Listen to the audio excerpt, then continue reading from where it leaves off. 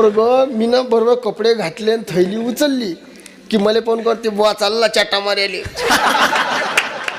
बुवाले काय बांधला फेटा, उपटल्या नोटा की चाल. दिसते तुम्हाला हा आनंद.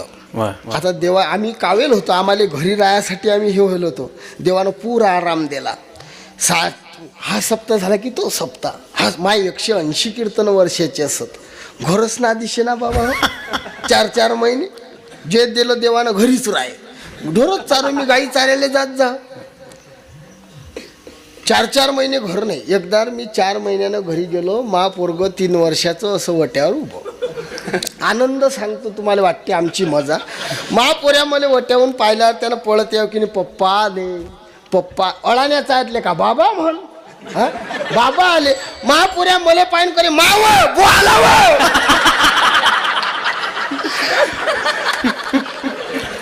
त्याची माय घरातून म्हणे कोणता बुवा रे. मग आता यानं नाही काही तर घरचा तर म्हण.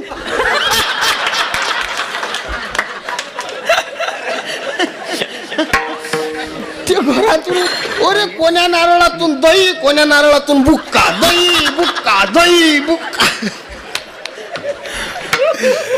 अरे त्या नारळापायी दोघांचं भांडण. त्या नारळासाठी माझी बायको म्हणे बसले गद्यासारखं वज वागत. म्हटलं आता मी काय नारळात घुसलो काय. मग म्हणे वाजून पाहायला काय रोग आलता. मी ना त्यापासून नारळ वाजवणं सुरू केलं. मला नारळ देशांत बरोबर.